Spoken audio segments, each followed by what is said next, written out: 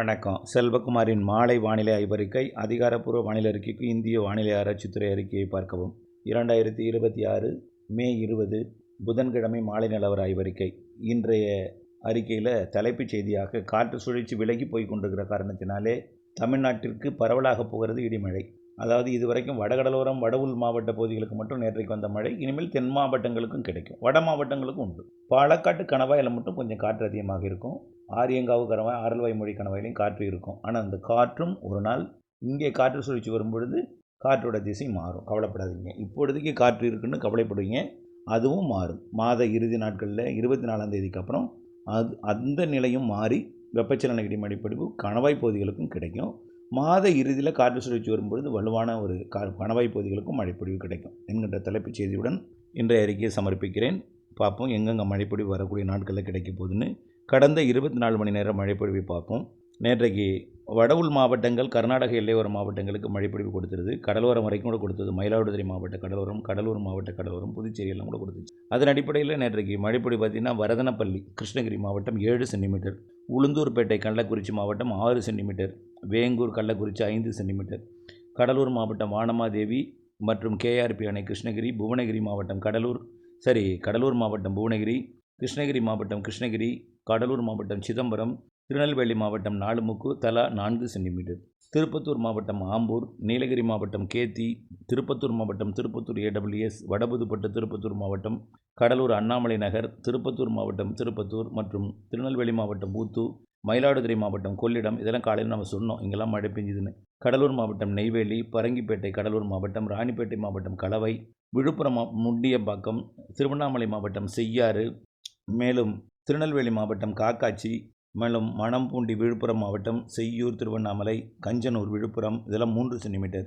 மேலும் 2 சென்டிமீட்டர் தான் Panruti, Kalavai PWD office, Kudithangi Cuddalore, Puducherry town, மேலும் பார்த்திங்கன்னா மாஞ்சோலை, குறிஞ்சிப்பாடி, மேலும் வடக்குத்து, மணலூர்பேட்டை, கலையநல்லூர், பாலமூர், சேத்தியார்தோப்பு, திருக்கோவிலூர், கொடிமுடியாறு அணை, திருநெல்வேலி மாவட்டம், முள்ளங்கினாவிளை, கன்னியாகுமரி மாவட்டம், வாணியம்பாடி, தியாகதுர்க்கம், அடுத்தபடியாக அரியலூர் முகாம் அலுவலகம்,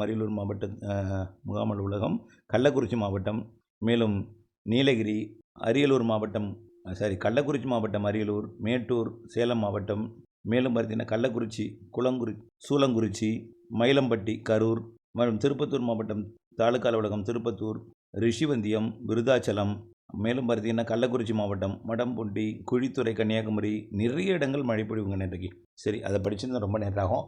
இன்றைக்கு வானிலை அமைப்பு எப்படி இருக்கும் அப்படின்னு பார்த்தீங்கன்னா, காற்று சுழற்சியானது 3.1 கிலோமீட்டர்லேருந்து 5.1 கிலோமீட்டர் வரைக்கும், அதாவது ரொம்ப மேலடுக்கு சுழற்சியாக போய் விலகி போயிட்டே இருக்குது அரபிக்கடலில். அதனால் இப்போ மேற்கு காற்று வலுவாக நுழைஞ்சிருச்சு.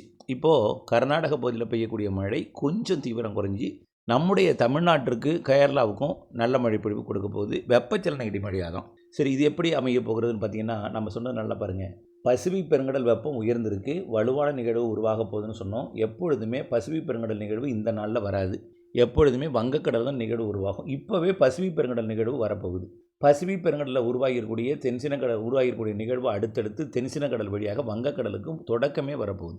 ஆக ஜூன் மாதம் 1 தேதியிலேயே 2ஆம் தேதி வாக்கிலேயே முதல் வாரத்திலேயே அடுத்தடுத்த நிகழ்வுகள் பசிபிக் பெருங்கடலிருந்து வருவதும் வங்கக்கடலில் தெற்கு பகுதியில் உருவாகுவதுமாக இருக்கும். இதனால் ஒடிசா கடலோரம் வரக்கூடிய நிகழ்வுக்கு தென்மேற்கு பருவக்காற்று வலுவாக கேரளா வழியாக தென்மேற்கு பருவக்காற்று நுழையும் என்பதனால் வலுவான தென்மேற்கு பருவமழை இருக்குது. ஒடிசாவுக்கு நிகழ்வு வர்றதின் காரணத்தினால அங்கேயும் காற்று தென்மேற்கு பருவக்காற்றை ஈர்க்கும்.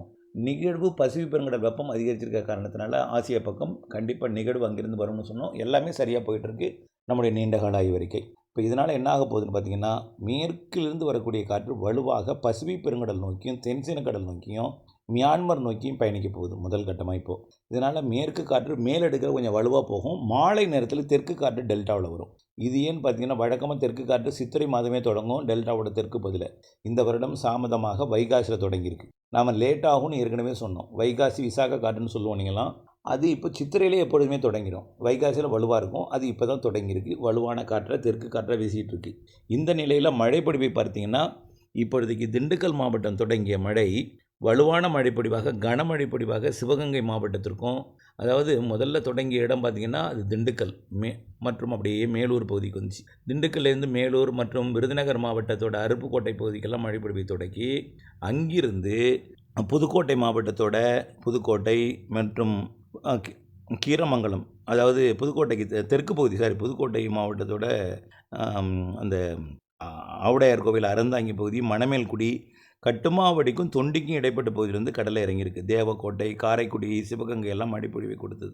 மேலூர் இங்கெல்லாம் நல்ல மழைப்பொழிவு. திண்டுக்கல்லேருந்து வந்த மழை. அப்போ அருப்புக்கோட்டை மற்றும் அதனை ஒட்டி உள்ள பகுதி வழியாக கமுதி, பரமக்குடி எல்லாம் நல்ல மழைப்பொழிவை கொடுத்து, இப்பொழுது அது இரண்டும் ஒன்றிணைந்து தொண்டிக்கும் கட்டுமாவடிக்கும் இடைப்பட்ட பகுதியில் நல்ல மழைப்பொழிவை கொடுத்துட்டு, அது எங்கன்னு பார்த்தீங்கன்னா அந்த தொண்டியும் இல்லை கட்டுமாவடியும் கிடையாது, இடையில் நல்ல மழை. ஜெகதாப்பட்டினம், கோட்டப்பட்டினம், மீமிசல், மணமேல்குடியெல்லாம் கனமழை பொழிவு கொடுத்து தற்பொழுது அது கடலுக்குள்ளே இறங்கிட்டு இருக்கு.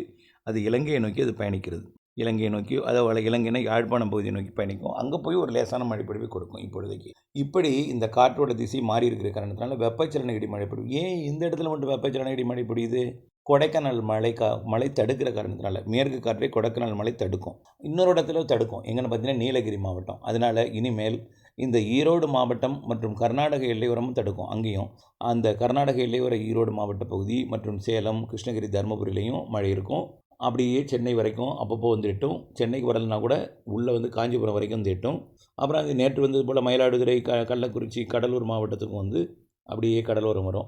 இந்த பாலக்காட்டு கணவாய் காற்று டெல்டாவுக்கு வரும். மாலையில் பார்த்திங்கன்னா தெற்கு டெல்டா காற்றுன்னு டெல்டாவுக்குள்ள நுழையும். இதனால் கொஞ்சம் இடையூறு இருந்தாலும் இங்கும் சில நாட்களுக்கு மழைப்பொழிவு கொடுக்கும். இன்றைக்கு தேதி 20, ஒரு 4 நாளைக்கு மட்டும்தான் பல பரப்பில் குறைந்த மழை இருக்கும். அப்படி பரப்பில் குறைந்த மழை கூட இன்றைக்கு மதுரை மாவட்டத்திலையும், விருதுநகர் மாவட்டத்திலையும், சிவகங்கை, புதுக்கோட்டை மாவட்டத்தோட தெற்கு பகுதியிலையும் கொடுத்து தற்பொழுது கடலுக்குள்ளே இறங்கியிருக்கு. ராமநாதபுரம் மாவட்டம்லாம் கொடுத்து, ராமநாதபுரம், அருப்புக்கோட்டை உள்ளிட்ட விருதுநகர் மாவட்டம்லாம் கொடுத்து கடலில் இறங்கியிருக்கு. இப்படி இந்த மழை மறைக்கக்கூடிய பகுதிக்கு கிழக்கு பகுதியில் உறுதியாக மழை இருக்கும். கொஞ்சம் கொஞ்சமாக அது தென் மாவட்டங்களுக்கும் கிடைக்க தொடங்கும். ஆங்காங்கே வட உள் மாவட்டங்கள், கர்நாடக எல்லையோரத்துக்கும் மழை பொழிவு கிடைக்கும். இந்த பாலக்காட்டு கணவாய், ஆரியங்காவு கணவாய், ஆரல்வாய்மொழி கணவாய் காற்று பகுதிகளுக்கு என்ன செய்யணும்னா, கொஞ்சம் அந்த 2-3 நாளைக்கு மட்டும் கொஞ்சம் வெயில் அதிகமாக இருக்கும், காற்று இருக்கும். அப்புறம் மாலை இரவு இடிமழை பொழிவு வடக்கும் தெற்கும் இருக்கும். கொஞ்சம் கொஞ்சமாக அது நெருங்கி 24ஆம் தேதிக்கு மேலே அங்கேயும் கிடைக்கும். ஆனால் 24ஆம் தேதிக்கு மேலே பெருசாக கொட்டி பரவலாக பெஞ்சிடாது. திண்டுக்கல்லில் கடந்த சில நாட்கள் முடிவில் பரவலாக பெஞ்சிடாது. ஒரு குறைவான மழைப்பொழிவு ஒதுக்கி கொடுத்து மாத இறுதியில் வலுவாகும். மாத இறுதியில் வங்கக்கடலையும் காற்று சுழற்சி உருவாக போது, அரபிக்கடலையும் உருவாக போது, தென்மேற்கு பருவமழையோடு இணைந்த வங்கக்கடல் காற்று சுழற்சியோடு இணைந்த மழைப்பொழிவு மாத இறுதியில் கிடைக்கும். வங்கக்கடலையும் அந்த நிகழ்வு அப்படியே தீவிரமடைஞ்சு ஒடிசா பக்கம் போகும். அப்படியே தென்சின கடலேருந்து நிகழ்வு வரப்போது எல்லாம் ஒன்றிணைஞ்சு ஒடிசா பக்கம் போய் தீவிரமடையும். கேரளாவிலையும் தென்மேற்கு பருவமழை தீவிரமடையும். அப்போ எல்லாம் மழைப்பொழிவு கிடைக்கும். ஆக கணவாய் பகுதிகளில் மட்டும் கொஞ்சம் பொறுமை காக்கணும். பொதுவாக தென்மேற்கு பருவமழை தொடங்குவதற்கு முன்பு கொஞ்சம் நல்ல மழை கொடுக்கும். அந்த மழைப்பொழிவு கண்டிப்பாக மாத இறுதியில் கொடுத்துட்டு தான் போகும். கவலைப்படாதீங்க. பிற பகுதிகளுக்கு மிகச்சிறப்பான மழை இருக்குது. நம்பிக்கையோடு இருங்க. வானிலை அப்டேட்ஸோடு இணைந்திருங்க. ஆகவே காற்று சுழற்சியோட நகர்வு, வெப்பசலன மழைப்பொழிவு, கிழக்கு நோக்கி வரக்கூடிய மேற்கு காற்றோட வழித்தடம். மேற்கு காற்று இனிமேல் மேற்கு காற்று தான். மேற்கிலிருந்து தொடர்ந்து வலுவான காற்று இருக்கும். காற்றோட வேகம் குறைவதற்கும் நாள் இருக்குது. அந்த நாளில் மழைப்பொழிவு கொடுக்கும் கணவாய் பகுதிகளில். இணைந்திருங்கள் அப்டேட்ஸுடன். அந்த நாள் எந்த நாள் என்பதை சொல்கிறேன். இணைந்தே இருங்கள் அப்டேட்ஸுடன். நன்றி.